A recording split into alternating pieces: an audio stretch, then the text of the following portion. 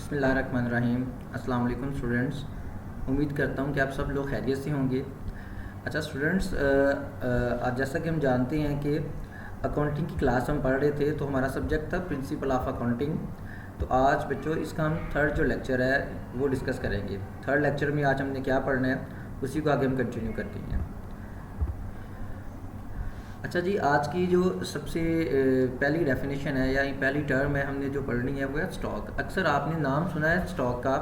अब बिज़नेस में या अकाउंटिंग में स्टॉक किसको कहेंगे कि वो चीज़ें जो कारोबार के अंदर बिकती नहीं है लेकिन किसी भी वक्त बिकने के लिए तैयार होती हैं। हमारे पास वो चीज़ें तैयार पड़ी होती हैं, हम चाहें जिस वक्त उसको बेच सकते हैं, तो उन चीज़ों को हम स्टॉक का नाम देंगे।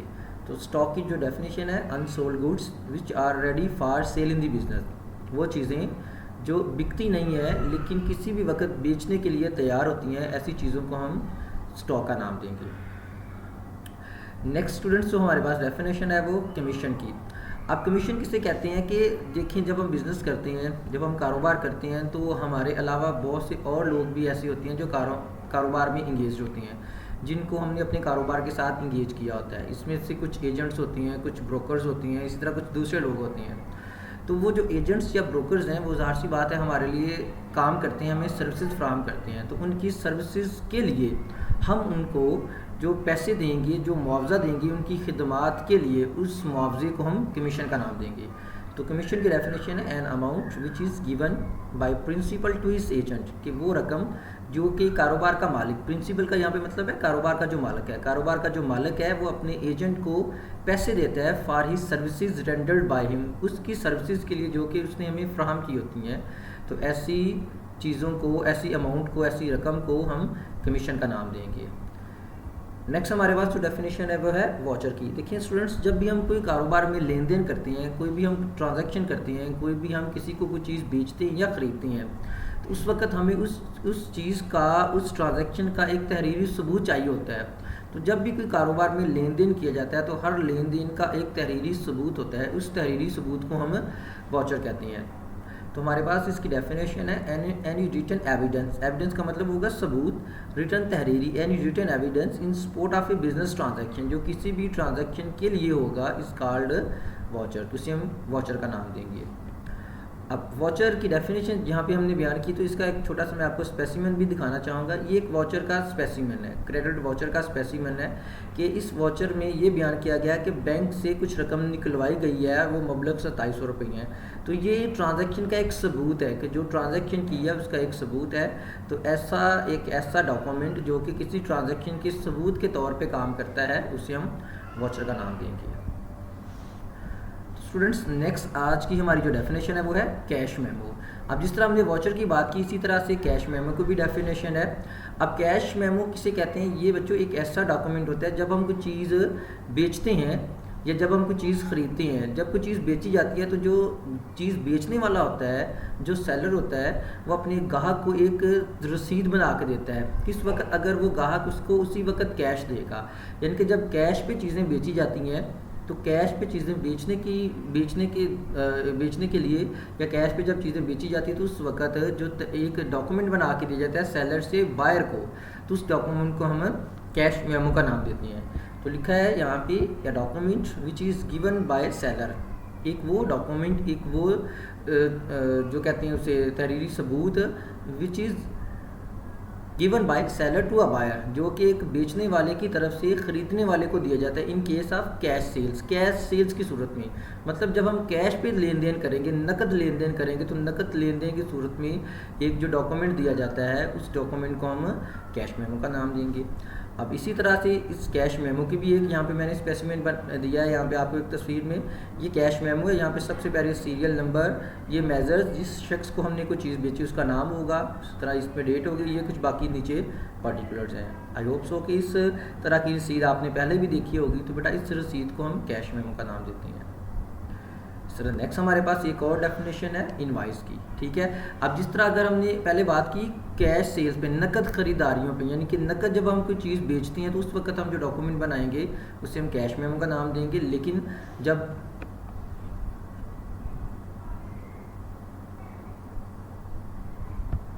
तो हम बात कर रहे थे जब हम कोई नकद चीज़ बेचते हैं तो उस वक्त हम उसे अपने ग्राहक को जो एक डॉक्यूमेंट देते हैं उसे हम कैश मेमो कहेंगे। इसी तरह आपको पता है कि जब चीज़ें नकद बेची जाती हैं तो उसी तरह उधार पे भी बेची जाती हैं। तो जब उधार पे हम चीज़ें बेचेंगे तो उस वक्त जो एक चीज़ बेचने वाला है ख़रीदने वाले को जो एक डॉक्यूमेंट बना के देगा उसे हम इनवॉइस का नाम देंगे। और document which is given by a seller, एक ऐसा डॉक्यूमेंट जो कि चीज़ बेचने वाला टू दी बायर, चीज़ खरीदने वाले को देता है in case of credit sales, जब चीज़ें उधार पे बेची जाएंगी तो ऐसे डॉक्यूमेंट को हम इनवॉइस का नाम देंगे। तो स्टूडेंट्स नेक्स्ट हमारे पास इसका इनवॉइस का एक स्पेसिमेन है, सेल्स इनवॉइस का। ये स्पेसिमेन है, इसके ऊपर डेट, इनवॉइस नंबर और ये कुछ दीगर पर्टिकुलर्स हैं जो कि इसमें फिल किए जाते हैं। ये एक इनवॉइस का एक मैंने आपको स्पेसिमेन यहाँ पे दिखाया है। अच्छा आगे चलते हैं। आज की नेक्स्ट जो हमारे पास डेफिनेशन है वो है अलाउंस। अब अलाउंस किसे कहते हैं कि देखें, जब आप बाज़ार से कोई चीज़ खरीदते हैं तो हो सकता है चीज़ में कोई नक्स हो, चीज़ आपके मेयार के मुताबिक ना हो, तो आप वो चीज़ अपने कस्टमर को वापस करने जाओगे। जब वापस करने जाओगे तो कस्टमर हो सकता है आपसे कहता है कि आप ये चीज़ अपने पास रख लें लेकिन मैं इसकी कीमत में कुछ कमी कर देता हूँ। तो मतलब ये है कि आपका जो दुकानदार है आपको जब वो चीज़ बेचता है तो चीज़ में नक्स की वजह से अगर उस चीज़ की कीमत में वो कुछ कमी कर देता है तो उस कमी को हम अलाउंस का नाम देंगे। तो अलाउंस की हमारे पास डेफिनेशन है, इट इज़ अ डिडक्शन, ये वो कमी होती है इन दी प्राइस और पेमेंट, कीमत में या अदायगी में, which is given by a seller, जो कि एक सेलर अपने बायर को देता है, if goods are found defective, अगर चीज़ों में कोई नक्स पाया जाए। तो चीज़ों में किसी नक्स की वजह से उसकी कीमत में जो रायत में हमें मिलती है उसे हम अलाउंस का नाम देंगे। तो नेक्स्ट आगे चलते हैं। आज की जो नेक्स्ट डेफिनेशन है वो है डिस्काउंट। अब डिस्काउंट किसे कहते हैं कि जब हम बाज़ार से कोई चीज़ ख़रीदते हैं या हमने किसी को अदायगी कुछ करनी है तो वो बंदा जिसने हमसे पैसे लेने होते हैं अगर वो हमें क्या करता है, हमें उस चीज़ की कीमत में कुछ कमी कर देता है तो उसको हम किसका नाम देंगे, डिस्काउंट का नाम देंगे। कि अगर आप जिस बंदे से कोई चीज़ खरीदते हो या आपने किसी को पैसे देने हैं, आपका वो जो क्रेडिटर है आपकी चीज़ में कुछ आपकी चीज़ की कीमत में कुछ कमी कर देता है या आपको कुछ रायत दे देता है तो उसको हम किसका नाम देंगे, डिस्काउंट का।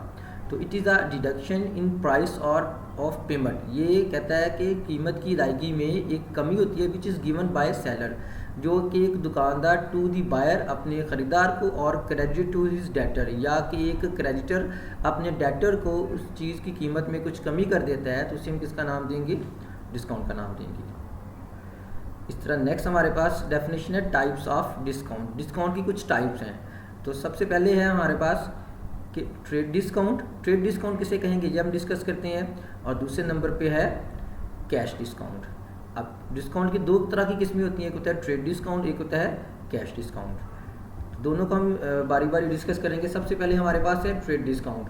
अब ट्रेड डिस्काउंट क्या है कि जब आप चीज़ खरीदते हो तो आपका जो दुकानदार है उसी वक्त चीज़ की कीमत में कुछ रायत दे देता है तो उसे हम ट्रेड डिस्काउंट का नाम देते हैं। और बेटा याद रखना है, ट्रेड डिस्काउंट को बुक्स ऑफ अकाउंट में रिकॉर्ड नहीं करते।